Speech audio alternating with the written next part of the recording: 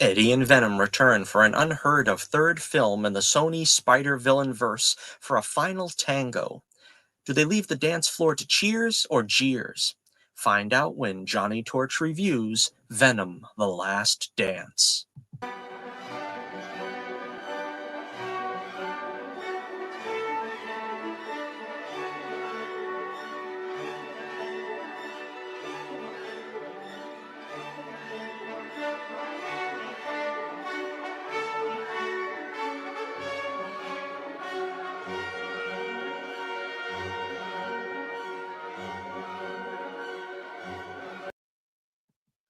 Well, welcome into another Johnnie Torch review, and today we're taking on Venom 3, aka Venom: The Last Dance. And this is touted to be the final film starring Tom Hardy as Eddie Brock and also as his symbiote alter ego.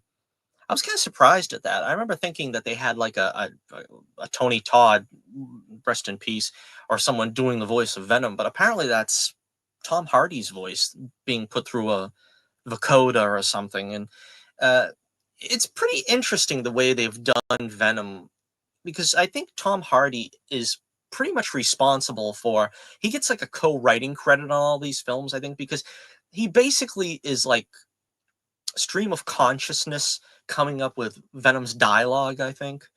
And it seems, and I think this was a flaw of the second film, where it seemed like they just put him in a room, turn on the camera, and he just like improvs.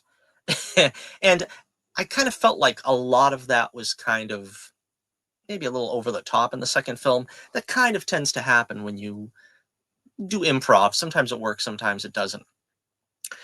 So, this is the third film in the Venom saga. Again, this is going to be spoilers. I suppose if I was to just give a quick review for those of you who haven't seen it yet, and honestly, this is a very late review. I was planning on doing this because I seen this opening weekend, and just a lot of stuff going on. There was the election and Halloween and really a lot of stuff. And I kind of feel bad that I'm probably the last person to review this film. But, you know, I would say that if you were a fan of the original two films, the first two films, you're probably going to like this one. If you didn't like the first two films, I don't think this one is going to win you over. Venom has always been sort of a niche film in this particular version of Venom. I don't think they could have done any better with a Spider-Man-less Venom trilogy. This is pretty much the best you're going to get. And so on those merits, I suppose that it's a success. Now, the film is kind of scattershot. I, I just without spoilers, I think if you went into this film as a fan of the Tom Hardy Venom series, you're probably going to like it. All right, so we'll get into the spoilers here, and we'll start talking about the film proper. So you haven't seen it. The spoiler warning is in effect. You have been warned. We pick up Eddie and Venom where we left them in the Mexican bar. And we'll get this out of the way right now. The problem that seems to be with the Venom franchise from Sony is Sony desperately wants to connect these films, all of them. Morbius, I guess the upcoming Craven the Hunter, supposedly Madam Web, but definitely they want to connect Venom to the MCU, the Tom Holland Spider-Man. They want to put Venom into this universe. And it's either they know that they're not going to be allowed to, and they are trying to shame Disney into letting them, or they just are the most naive filmmakers in history where they keep setting up stuff and they keep going back to Disney slash Marvel and saying, look what we did. We've got Morbius meeting Michael Keaton's Vulture. Put this in the next film. And then nothing comes of it. And they'll do Venom in a Tijuana, hotel, and he sees Spider-Man, Tom Holland Spider-Man, and that goes nowhere. It's kind of a sad thing because I really feel that Sony is like crying their eyes out every night, hoping that they can get their films connected to Spider-Man. And it's just not going to happen. It's never going to happen. And they really need to own up to that to sort of save themselves the embarrassment. And what they could do, I think that might work, is use the, well, at this point, probably the Tobey Maguire Spider-Man and the Andrew Garfield Spider-Man. I think something that appealed to a lot of people was the rapport of the Spider-Man in those films. Now, I'm not a huge fan of the Andrew Garfield Spider-Man-verse. I would just be as happy to have Tobey Maguire Spider-Man interact with some of these characters and maybe make a Spider-Man 4 with a Sinister Six, which is what apparently they're trying to build to. But again, the beginning of the film basically spends whatever plans that they were going to have for a Tom Holland Venom meeting right out the window. And again, maybe it's for the best. I don't know. A lot of people don't like the Sony verse, the Sony Spider-villain-verse. Would it have been profitable? I think so, because this film is actually doing pretty well.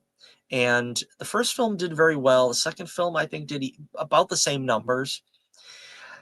So where does this one rank among the three? Now, the first one I think is the best. It was the legitimately best film. Maybe because I'm a sucker for origin stories, but we get to meet Eddie Brock. We get to learn something about his life. We get to understand Venom and just basically what it brings to Eddie to have the symbiote as part of his life. And then the second film was flawed, but it still had a pretty good story. Of course, bringing in Carnage, which was another popular character in the Spider-Man Venom comics. They did a pretty good job with that, especially casting Woody Harrelson, which of course was a natural for Cletus Cassidy. The story was pretty good, and the problem that I had mostly was, as I said, I think they really could have tightened up the relationship between Eddie and Venom in that film. But the real problem was, to me, they didn't really give Carnage a satisfactory motivation, because basically he shows up and the plan is, well, Cletus wants to kill Eddie, and Carnage for some reason is willing to go along with him, because why not kill Venom? I mean, it just makes sense, right? He's the bad guy and he wants to kill Venom. I think had they come up with a better third reel, it probably would have improved my opinion on that, but such is life. The third film is a little more scattershot. Now, I seen the film with my brother, and he kind of, see, I probably put this one as the weakest in the saga, and he is kind of saying that it might be better than Carnage. He really didn't like Let There Be Carnage as much, because the highs of this film are very high, and the lows are pretty low, where Let There Be Carnage was kind of, throughout the film, it was pretty much on an even keel. In this film, it's very choppy, up and down stuff going on. We're getting a lot of exposition, then we're getting some humor. It builds up to a great crescendo, I think, with a lot of great action at the end. But let's go through the story a little more detailed. We start off, Eddie is on the run. He is sort of framed. The police think that he killed the police detective in Let There Be Carnage. I'm blanking on his name, but I was at least happy that they carried on with this character, that they at least are pretending that they're going to have a through line with these three films, because basically this film has next to nothing to do with the two previous films. If you walked in on this film and didn't see the two previous films, you probably would have lost nothing, with the possible exception of this character of the New York policeman, or the San Francisco policeman, excuse me. And they tied up that storyline where he left Let There Be Carnage with a symbiote, bonding with him. But then again, at the beginning of this film, they said they had to bond him with another symbiote to save his life. So they carried on and tried to carry that storyline to its conclusion. But the story basically is that Eddie's on the run because of this police captain or whatever is presumed murdered, and they're giving the blame to Eddie. So it becomes road picture where the odd couple of superhero cinema, Eddie and Venom, taking on the Lamb, and they're trying to go from Mexico basically to the New York so that they can. And this was a kind of strange thing. They could blackmail a judge who would set things right for Eddie because apparently he couldn't prove his innocence, so he's going to try to blackmail a judge. So, in the course of this film, there's a lot of crazy shenanigans. They meet up with a hippie family. Um, Reese Evans, I don't know if I'm pronouncing his name correctly, last seen as the Lizard in Sony Spider-Man films. Um, my brother affectionately nicknamed this character Jim Henson. And Aliana Yerbach, again, I'm not sure if I'm pronouncing that name correctly because they have the two most difficult names to pronounce uh, in this film. And of course, I remember her from Beekman's World. She was Beekman's first assistant, and probably, at least in my opinion, the best. And they carry on with this family, and you kind of expect this family to go away at a certain point, and they don't. But they lead to some prosperous humor. They lead to some, emotional beats that Eddie is sort of lamenting that he didn't have a family, and they pretty much completely cut Anne out of the picture. She was in the first two films. She was Eddie's fiance in the first film, and she's engaged to somebody else in the second. And it's one of those things where it didn't really need to be resolved, you know, in such a way where there's a happy ending. I mean, sometimes things like with Guardians of the Galaxy 3, where Star Lord and Gamora don't end up together, sometimes that makes sense. But the fact that they sort of just completely ignored the character and didn't bring up any of that on a solid level was kind of noticeable. And I kind of feel like maybe if this is the last film, they could have done something to, bring about some resolution. Now, the storyline is that Null, the symbiote god, so to speak. Again, I am going to defer to comic fans that know something of this lore. I don't know too much about this lore, but Null created the symbiotes. We get this in the sort of crash course at the beginning. He sort of looks like a goblin, sort of like the Joker with like white hair, and he is imprisoned in a space prison that can only be opened, although he can send his like Attack of the Clone beasties out of the prison, but for some reason he can't get out without a codex, and the codex resides in Venom because Venom brought Eddie back to life in the first film. It's kind of convenient. It's nice that they are recalling the first film, though. I like I said, there really isn't too much that is callbacks in this film to the first two films.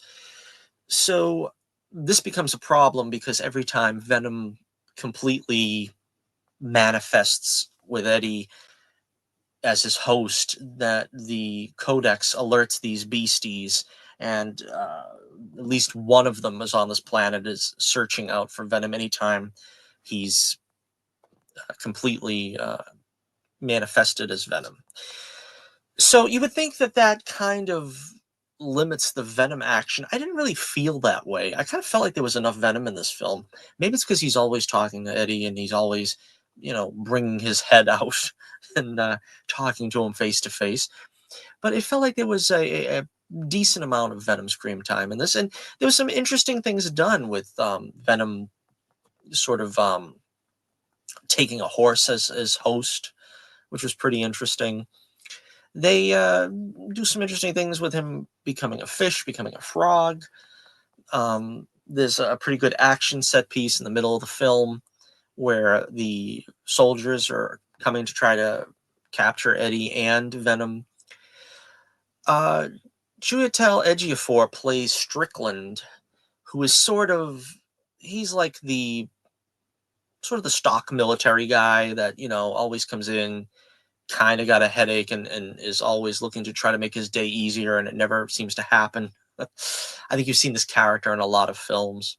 Um, Juno Temple is Dr. Payne, and then there's another scientist, which is just basically called Christmas Tree because she wears a Christmas tree pin, which made it easy to identify the characters. So I'm glad they made that shorthand. But again, this is where it kind of becomes kind of choppy, where there's some backstory that we have to go through, where basically Dr. Payne is sort of living the life that her brother wanted, her twin brother, when he was killed by being hit by lightning.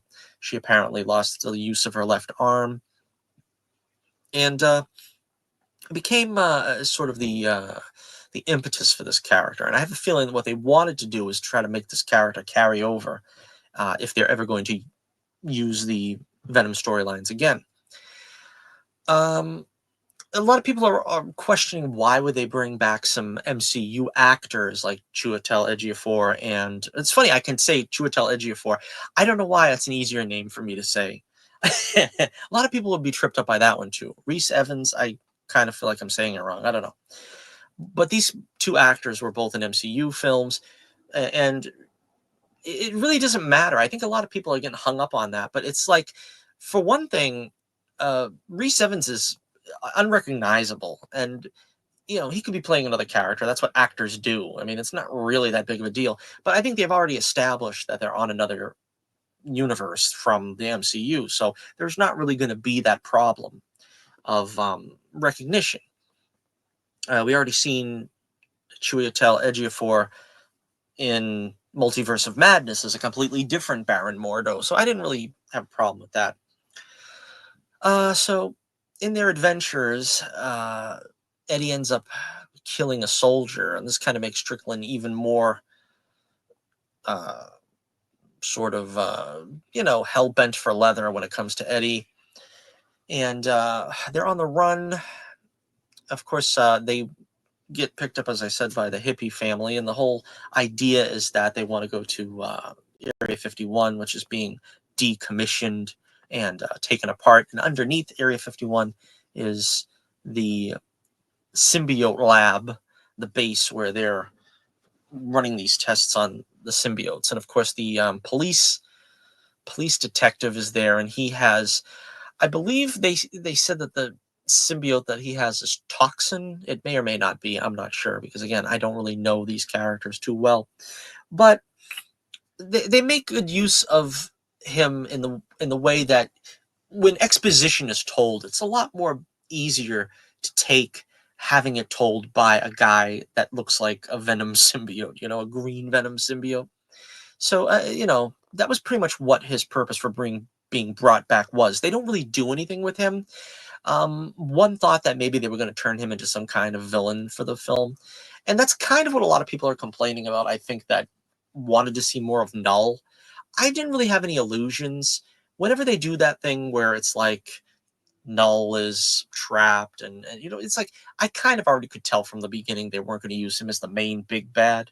But that kind of means that the only big bads we have is Strickland, the army major or whatever, and then we have the alien beasties.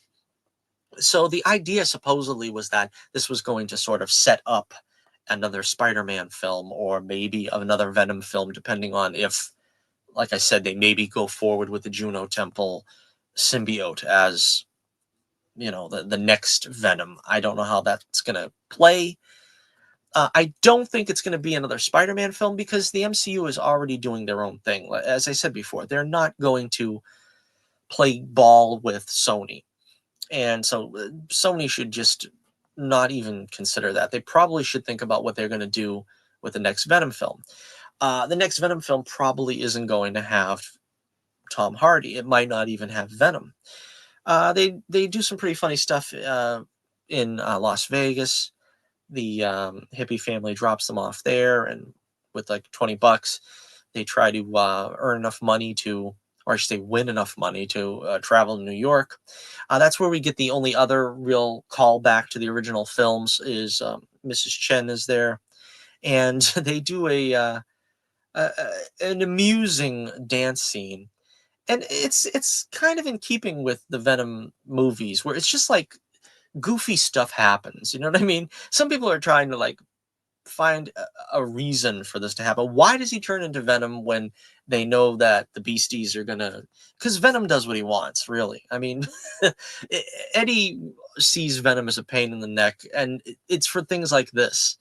And I kind of felt like it was in keeping with the way Venom acts and the way he would act in this situation to do a dance number to ABBA. So this sets up like the third reel, the final act of the film, where they get captured by the military and taken to this underground base. And I think it set up a largely satisfying climax where you have like a symbiote war. And as I said on Twitter, this film really reminds me of The Last Stand. If you remember that film, that was a polarizing film as well. Not a lot of fans of the X-Men liked that one.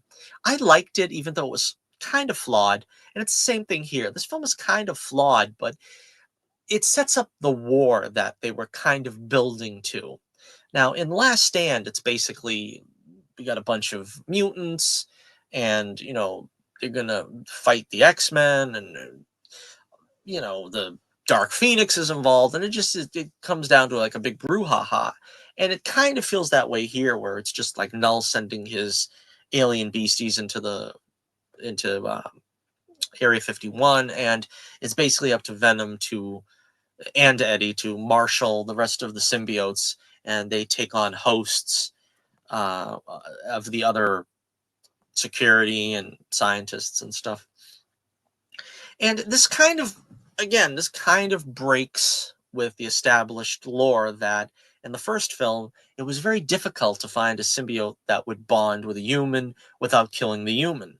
And that's why when Venom bonded with Eddie, it was pretty much because he couldn't permanently bond with anyone else. So in this case, I can give them a pass because they're not permanently bonding with these hosts. That's kind of like when Venom he takes over the body of Anne in the previous films, and he takes over the body of the Christmas tree woman in this one. It's not really a hard and fast rule that he's going to kill them immediately by bonding with them. So again, that's not really a problem for me either. So getting into the last act, like I said, it's really fun seeing the symbiotes, and I guess every one of them has a name. And like I said, I don't know their names, but there's like one that's kind of made of rock. There's another one that's like made of fire. There's another one that runs fast, which we probably could have used had they had Juno Temple's character turn into that one earlier on. But that was a lot of fun seeing the symbiote war and having it all take place with all these of Null's beasts of burden, if you will.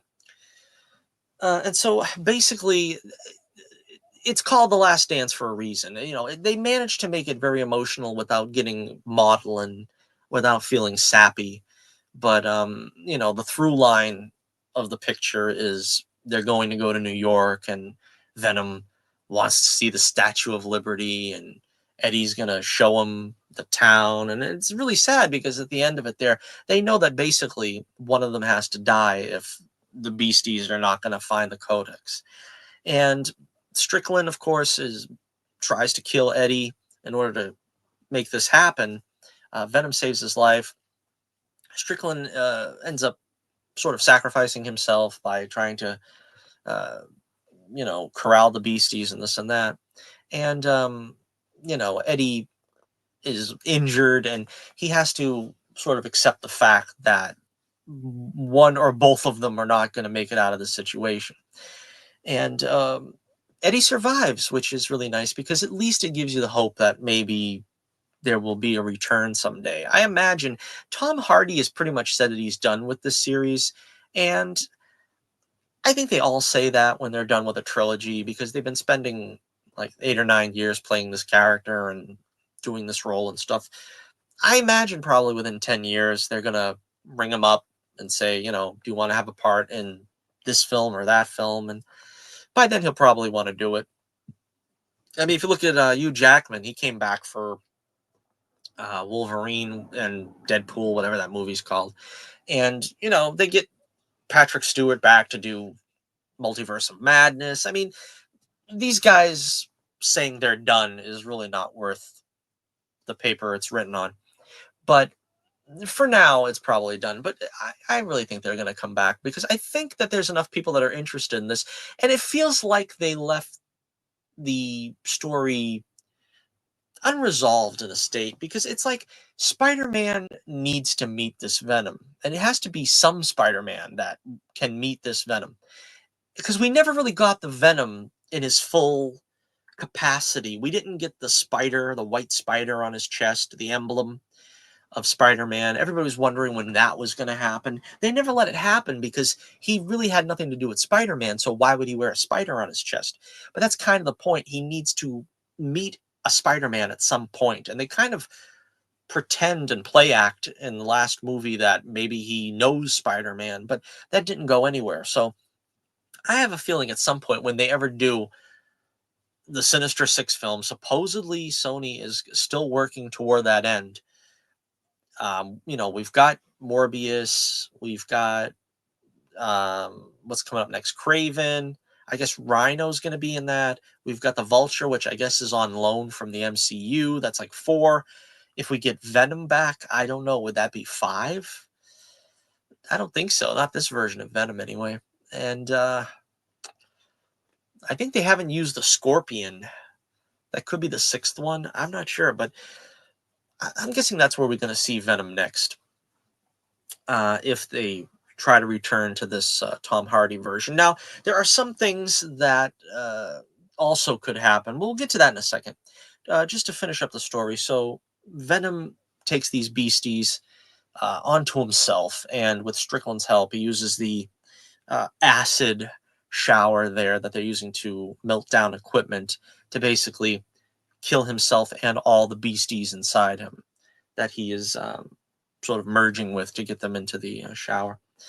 And Eddie survives. He basically wakes up like in an army base where a general or somebody tells him that his crimes have been expunged, whatever it was that they accused him of. The police chief or whatever he was is killed, so they really, you know, there was no way to prove his innocence. So basically, they just expunged that. And I guess him killing the soldier, which really wasn't his fault that he killed that soldier. That soldier was literally trying to kill him. I mean, he's underwater wrestling with someone that has a breathing apparatus on. And I'm pretty sure that that was self-defense. That was self-preservation. But so Eddie takes a tour of New York. He goes to see the Statue of Liberty, and he says, you know, I'm not going to forget you, buddy. And Venom even says in his last words, basically, it's only goodbye for now. Now, how could they bring Venom back? Well, I think probably what they could easily do. Now, leads to the post-credit sequence when earlier in the film they capture the barman, the bartender in Mexico. Strickland has him brought to the base, and you don't see him for the rest of the movie.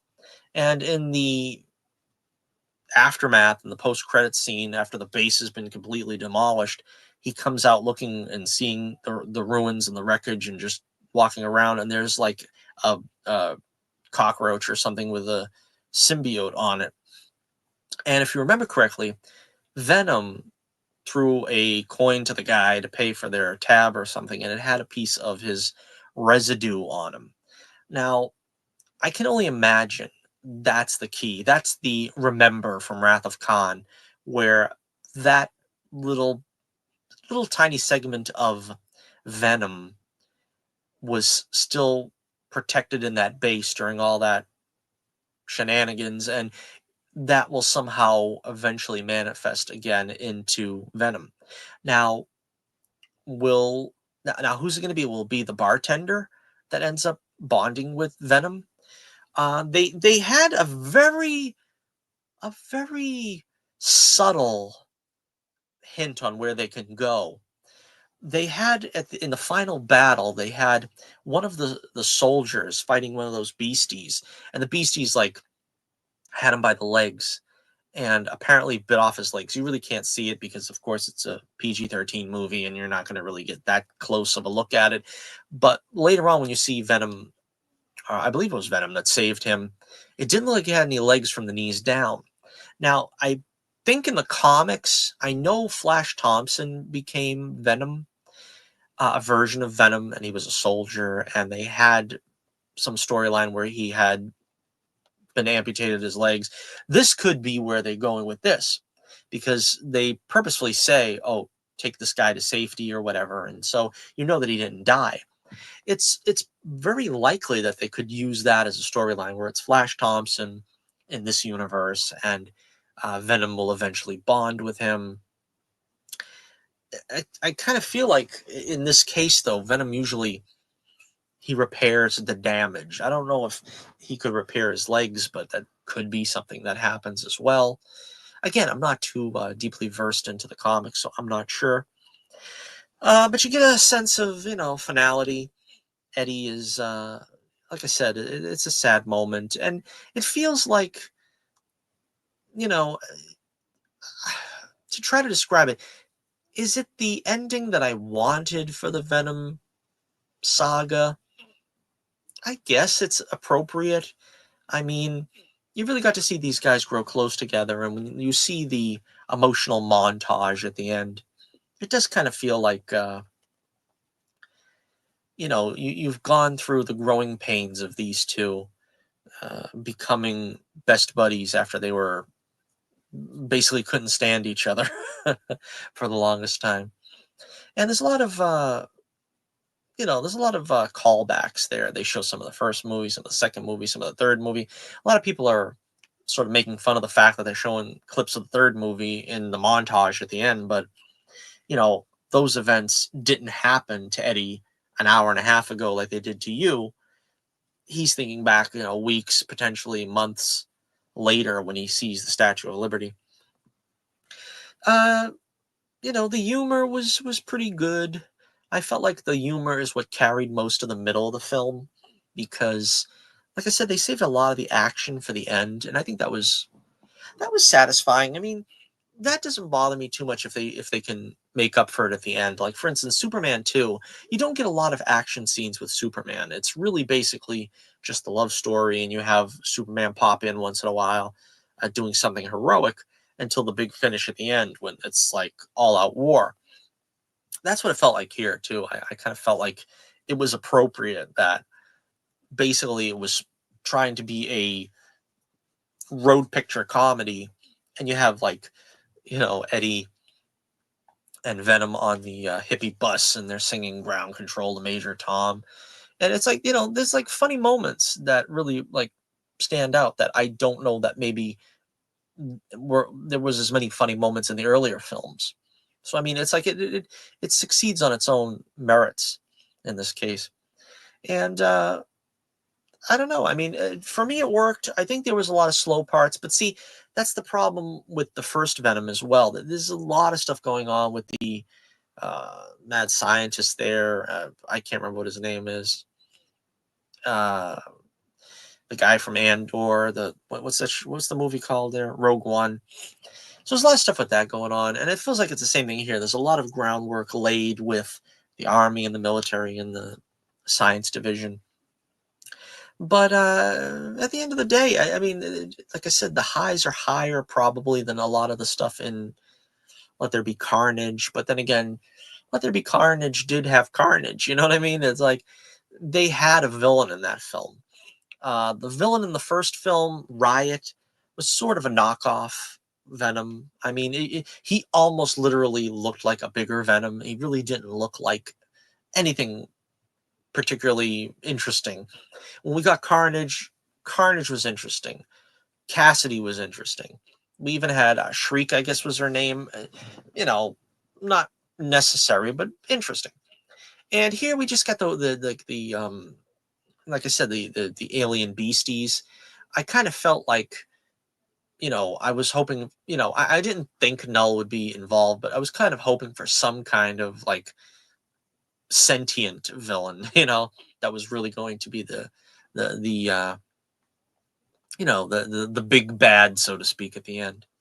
All right, so to wrap this up, yeah, I enjoyed Venom: The Last Dance. It's kind of sad that it's over. I'm happy that it happened. I think, like I said before, this is about the best you could get out of a Venom trilogy without Spider-Man. So there's that. I would say I would give this film a 3.5 out of 5 stars.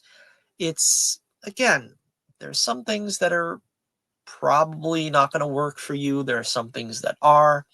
It's probably up to your tolerance. So, what do you like better? Do you like the humor? Do you like the sort of sentimentality at certain points? Do you like the action? It's got a little bit of something for everyone, though. I would give it a B plus and maybe a 6.5 out of 10 on that basis. So let me know what you think in the comments below. Did you enjoy Venom: The Last Dance? Do you think we'll see Tom Hardy's Venom again? Do you think that somehow the Venom series will continue with or without Tom Hardy? Will Spider-Man ever co-star with Venom or any of these Sony villain films that are popping up? Will he ever fight any of these villains, either in the Sony verse or in the MCU? Let me know what you think in the comments below. And until next we meet, this is Johnnie Torch reminding you once again, keep the flame burning brightly, and I'll be with you again real soon.